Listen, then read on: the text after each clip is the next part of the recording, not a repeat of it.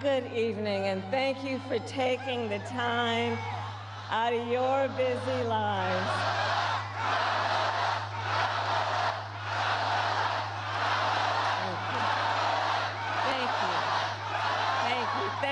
Thank you, everyone. So listen, 1 week from today, you will have the chance to make a decision that directly impacts your life, the life of your family, and the future of this country we love.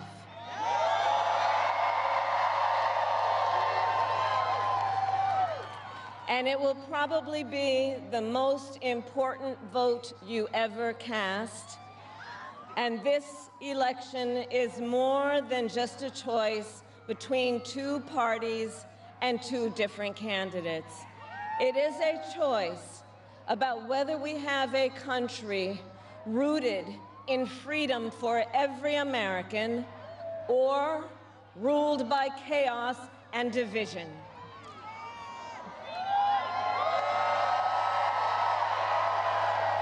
Many of you watching have probably already cast your ballots.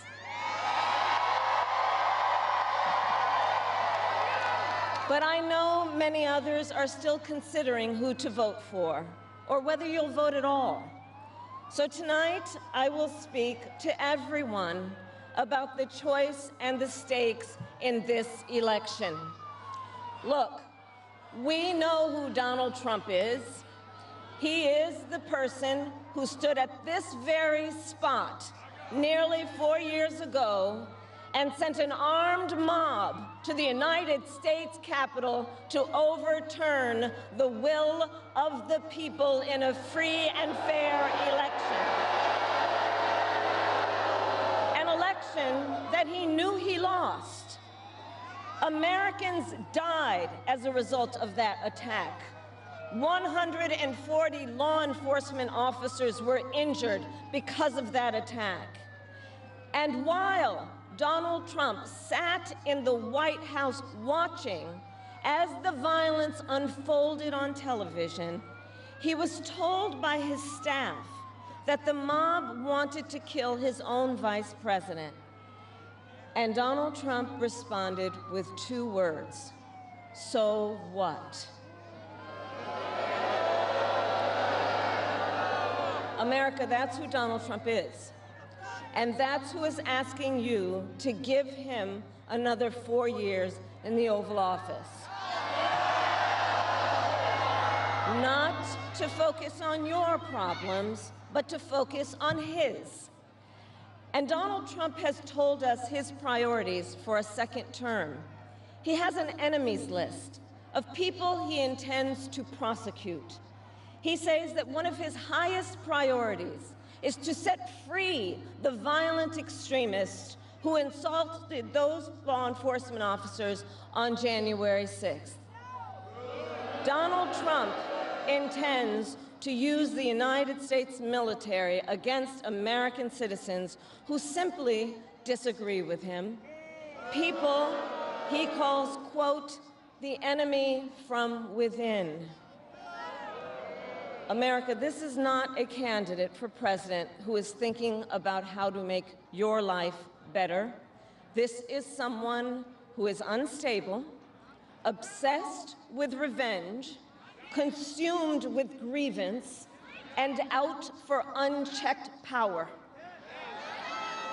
Donald Trump has spent a decade trying to keep the American people divided and afraid of each other.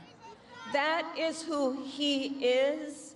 But America, I am here tonight to say that is not who we are. That is not who we are.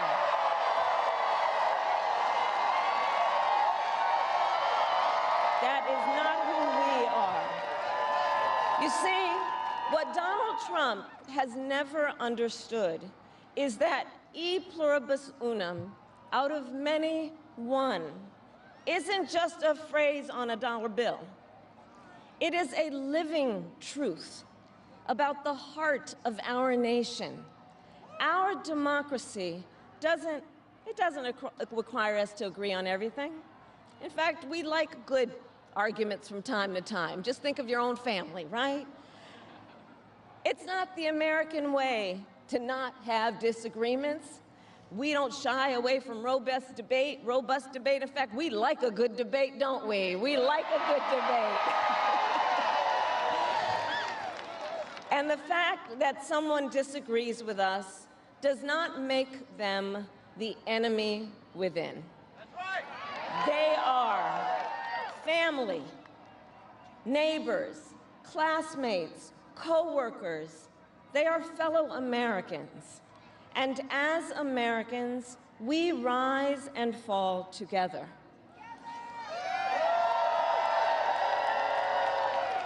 America, for too long, we have been consumed with too much division, chaos, and mutual distrust. And it can be easy then to forget a simple truth. It doesn't have to be this way. It doesn't have to be this way. It is time to stop pointing fingers. We have to stop pointing fingers and start locking arms. It is time to turn the page on the drama and the conflict, the fear and division. It is time for a new generation of leadership in America.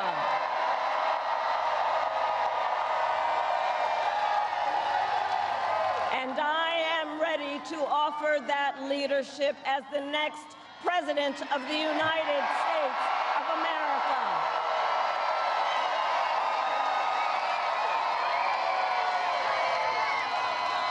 Now look, let me say, I recognize this has not been a typical campaign. Even though I've had the honor of serving as your vice president for the last 4 years, I know that many of you are still getting to know who I am. Well, let me tell you, I am someone who has spent most of my career outside of Washington, D.C., so I know that not all the good ideas come from here. I am not afraid of tough fights against bad actors and powerful interests, because for decades, as a prosecutor and a top law enforcement officer of our biggest state, I won fights against big banks that ripped off homeowners, against for-profit colleges that scammed veterans and students, against predators who abused women and children, and cartels that trafficked in guns, drugs, and human beings. And I did this work because for as long as I can remember, I have always had an instinct to protect. There's something about people being treated unfairly or overlooked that frankly just gets to me. I don't like it. It's what my mother instilled in me, a drive to hold accountable those who use their wealth or power to take advantage of other people. The drive to protect hardworking Americans who aren't always seen or heard and deserve a voice, and I will tell you that is the kind of president I will be.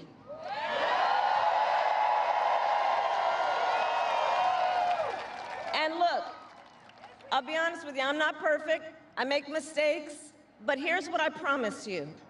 I will always listen to you, even if you don't vote for me. I will always tell you the truth, even if it is difficult to hear.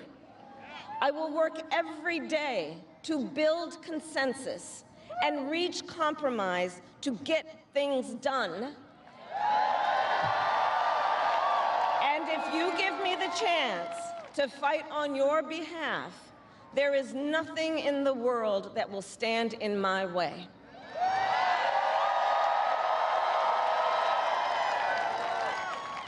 So look, in less than 90 days, either Donald Trump or I will be in the Oval Office.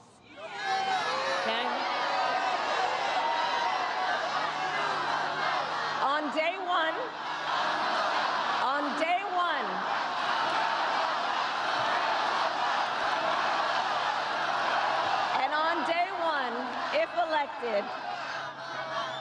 On day one, if elected, Donald Trump would walk into that office with an enemies list. When elected, I will walk in with a to-do list full of priorities of what I will get done for the American people. And I will work with everyone, Democrats, Republicans, and independents, to help Americans who are working hard and still struggling to get ahead. I have been honored to serve as Joe Biden's vice president. But I will bring my own experiences and ideas to the Oval Office. My presidency will be different because the challenges we face are different. Our top priority as a nation 4 years ago was to end the pandemic and rescue the economy. Now, our biggest challenge is to lower costs that were rising even before the pandemic and that are still too high. I get it. I still remember our mother sitting at that yellow Formica table, late at night, cup of tea in hand, a pile of bills in front of her, trying to make it all work. And I've heard from so many of you who are facing even greater financial pressures. Donald Trump's answer to you is the same as it was the last time. Another $1 trillion in tax cuts for billionaires and big corporations. And this time, he will pay for it with a 20% national sales tax on everything you buy that is imported. Think about it. Clothes, food, toys, cell phones. A Trump sales tax that would cost the average family nearly $4,000 more a year. And on top of that, you will pay even more if Donald Trump finally gets his way and repeals the Affordable Care Act, which would throw millions of Americans off their health insurance and take us back to when insurance companies had the power to deny people with pre-existing conditions. Well, we are not going back. We are not going back.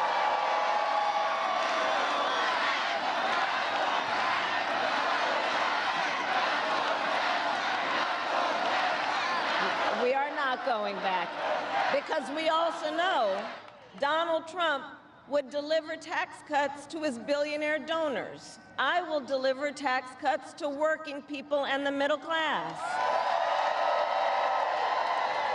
I will make sure you have a chance not just to get by, but to get ahead. Because I believe in honoring the dignity of work. I will enact the first ever federal ban on price gouging on groceries, cap the price of insulin, and limit out-of-pocket prescription costs for all Americans. I will fight to make sure that hardworking Americans can actually afford a place to live. I'll never forget how our mother saved up and how excited she was when she could finally afford to buy our first home. I remember how excited she was. And I know that owning a home is not only a measure of financial security, it's about the pride of your hard work. And as president, I will fight to help first-time home buyers with your down payment, take on the companies that are jacking up rents, and build millions of new homes. For years, we have heard excuses about why America can't build enough housing. Enough with the excuses. I'm going to cut the red tape and work with the private sector and local governments to speed up building and get it done. And the cost of housing isn't the only financial pressure on middle-class families. I have met so many young people who have a natural desire to parent their children well, but not always the resources to do it. So I'll fight for a child tax credit to save them some money, which will also lift American children out of poverty. I'll work to lower the cost of childcare, which is out of reach for too many working families today. And for too many people in the sandwich generation who are raising young children and taking care of a parent, juggling all of it is extremely difficult. You know, I took care of my mother when she got sick, cooking food that she had a taste for, finding clothes that would not irritate her skin, and understand, as I do, that caregiving is about dignity. It is about dignity. And currently, if you need home care and you don't have some money to hire someone, you and your family need to deplete your savings to qualify for help. That's just not right. So we're going to change the approach and allow Medicare to cover the cost of home care so seniors can get the help and care they need in their own homes.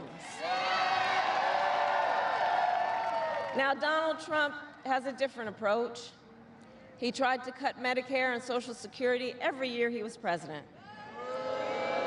Look, I believe that when people have worked hard their entire life, they deserve to retire with the benefits they have earned. And I believe in the fundamental freedom of Americans to make decisions about their own bodies and not have their government tell them what to do.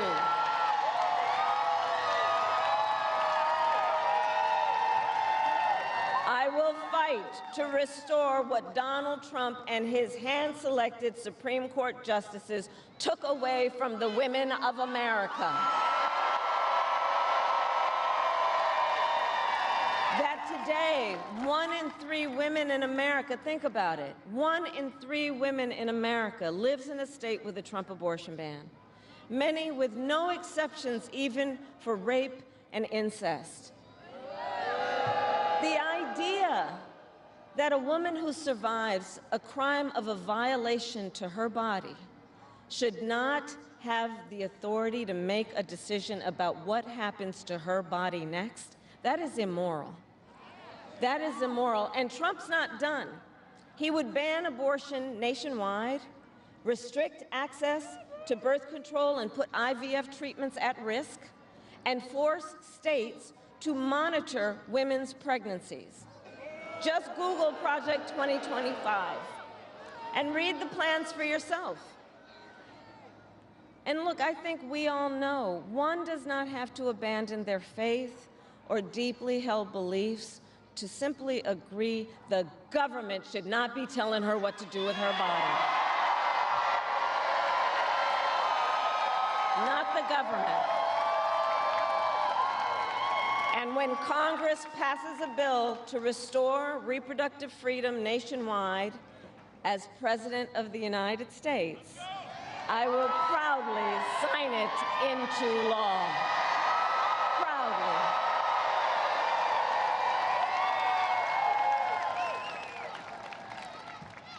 And look, on another subject, politicians have got to stop treating immigration as an issue to scare up votes in an election, and instead treat it as the serious challenge that it is that we must finally come together to solve. I will work with Democrats and Republicans to sign into law the border security bill that Donald Trump killed. When I was Attorney General of a border state, I saw the chaos and violence caused by transnational criminal organizations that I took on. And when I am president, we will quickly remove those who arrive here unlawfully, prosecute the cartels, and give Border Patrol the support they so desperately need.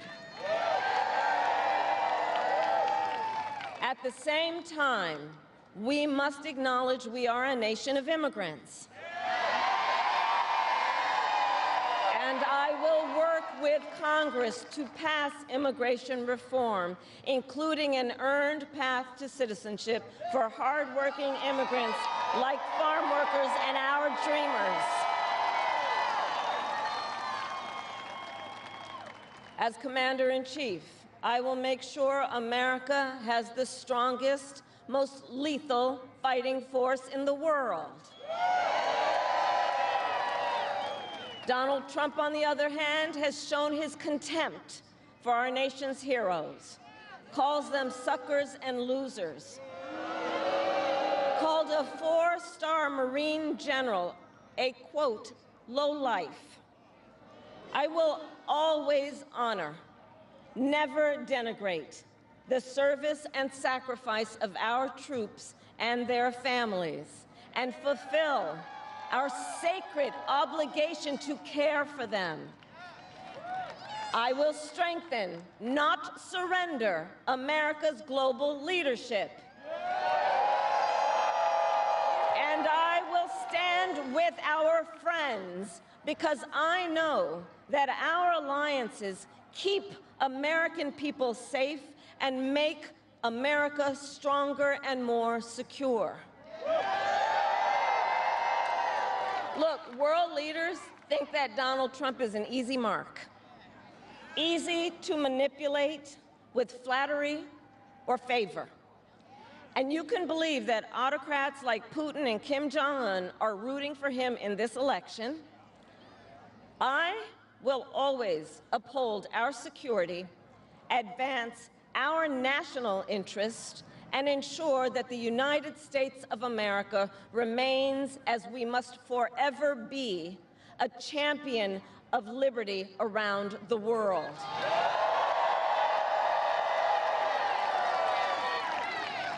America, we know what Donald Trump has in mind. More chaos, more division, and policies that help those at the very top and hurt everyone else. I offer a different path, and I ask for your vote.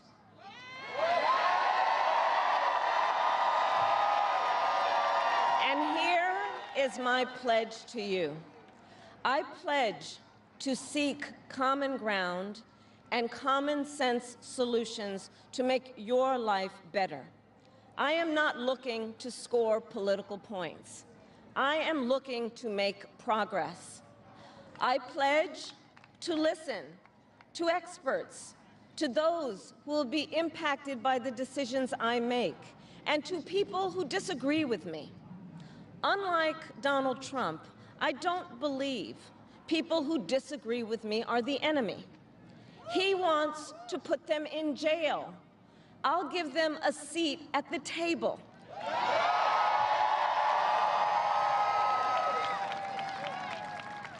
I pledge to you to approach my work with the joy and optimism that comes from making a difference in people's lives.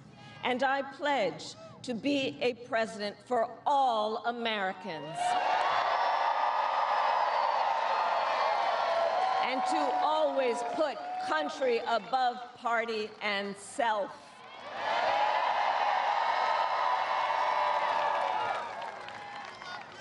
I love our country with all my heart. And I believe in its promise because I've lived it. I grew up as a child of the Civil Rights Movement. My parents would take me to marches in a stroller, where crowds of people of all races, faiths, and walks of life came together to fight for the ideals of freedom and opportunity. I've lived the promise of America.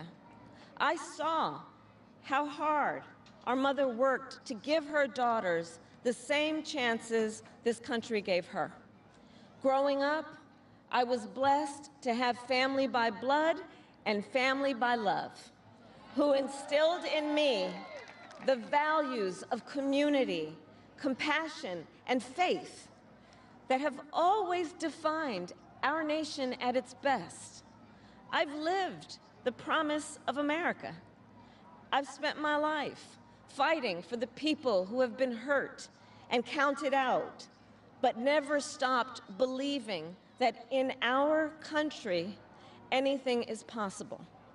I've lived the promise of America, and I see the promise of America in all of you.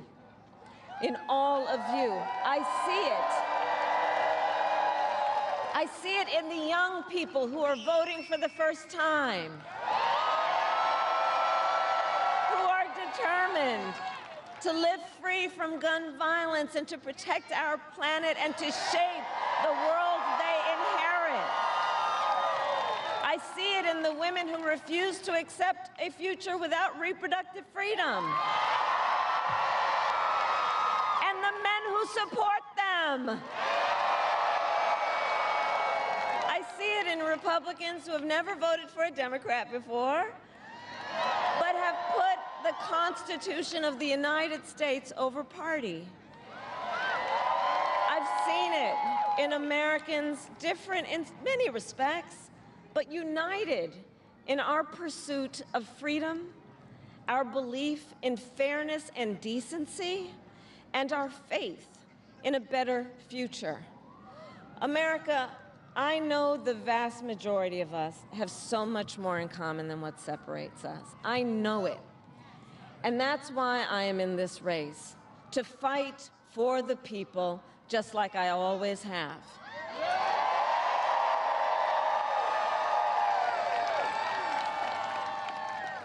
Nearly 250 years ago, America was born when we wrested freedom from a petty tyrant. Across the generations, Americans have preserved that freedom, expanded it, and in so doing, proved to the world that a government of, by, and for the people is strong and can endure.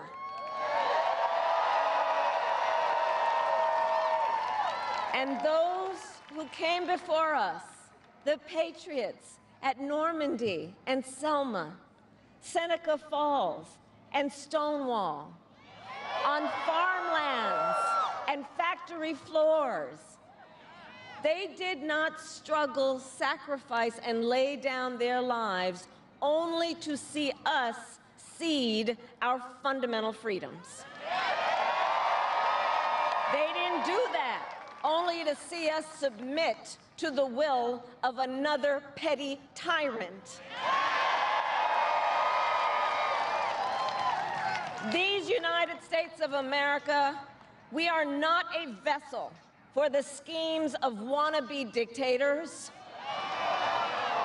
The United States of America is the greatest idea humanity ever devised.